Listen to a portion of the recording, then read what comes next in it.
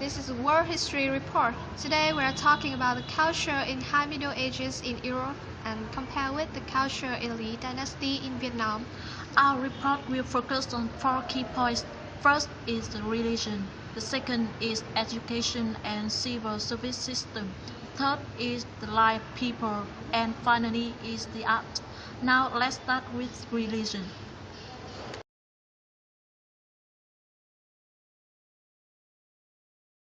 The religion in the High Middle Ages, the dominant religion is Christianity. There was an event during this time, the controversy about appointing church official between Pope Gregory and King Henry IV. It leads to the result. Bishop was the first elected by church leading. Under Lý Dynasty, there are some differences. There are three main religions: Buddhism, Confucianism, and Taoism.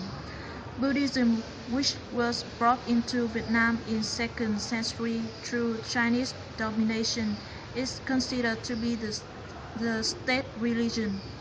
Many pagodas were built throughout the country, and also the monks play important roles, give advices in political issues. Point is about education. There was a time of intellectual and artistic vitality, and in 1158, the first European university appeared in Italy. The first university in Northern Europe was University of Paris, and by 1500, there were 80 universities in Europe. The university provides teachers, administrators, lawyers, and medical doctors for medieval society. Compared to Europe, Lý Dynasty has many reforms. In 1070, the Temple of Literature was built in Thăng Long. 3 years later, the first examination was held to recruit officials. In 1076, the first university of our country was opened, and these developments set the basic for civil service system in Vietnam. Next, I want to mention about the life of people. In High Middle Ages, 80% of the European population remained rural peasants. They gathered into small communities of manors or villages. Towers grew up around castles and were often fortified by walls in response to disorder or riots at the time. Daily life for peasants consisted of working in the land. Life was harsh, with a limited diet and little comfort. There was some special feature about their clothing. In the High Middle Ages, men wore tunics. Some men wore shorts and stockings. Medieval women wore a nightie-like linen garment. However, they didn't wear knickers. They wore a long tunic to their ankles, and over it another garment, a gown. Women held their dresses with a bow tie around their waist. Unlike Europe, in the 11th century, serfdom appeared with estate manor, which means that wealthy aristocrats were distributed land and servitor. The same as Europe, daily life for peasants consists of working the land.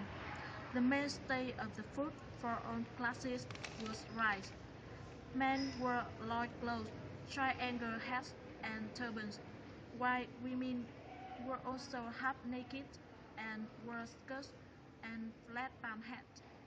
Black was the most common color for clothes of people under Lý Dynasty.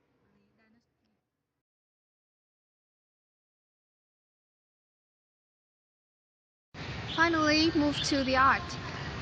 A variety of cultures affected the literature of the High Middle Ages. One of the strongest among them is Christianity. Written in the local were epoetic poems extolling loyalty, heroism, and bravery. One of the most prominent philosophers of the 11th century, Michael Solar, reinvigorated Neoplatonism on Christian foundations and bolstered the study of ancient philosophical texts. along with contributing to history, grammar, and rhetorics. The literature of the dynasty has some following features. Oral literature in the national language became richer because it is handed down over the generations. The first works in classical Chinese was mostly Buddhist texts expounding the doctrine or representing the monk's reaction to certain events. Nam Quốc Sơn Hà of Lý Thường Kiệt is known as the first declaration of independence in Vietnam.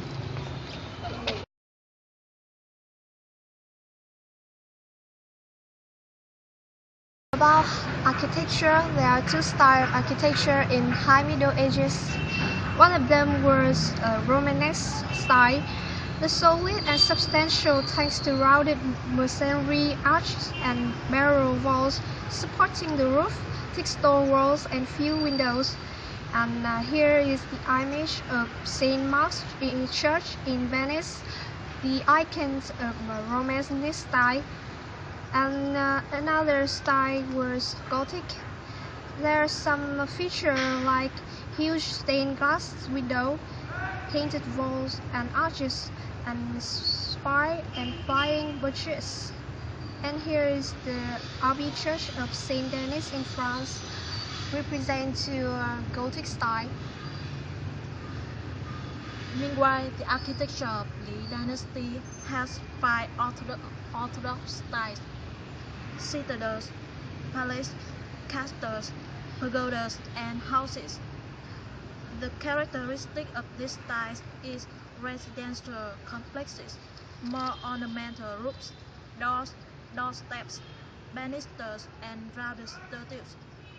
Famous places in this style are Thăng Long Citadel, One Pillar Pagoda, Fatigue Pagoda, and Temple of Literature. Vietnam. One side was the icons of West culture and the other side represent the East culture. Each of them has its own high point, which significantly contribute to shaping the distinctive feature in each part of the world. And that completes our report. Thanks for listening.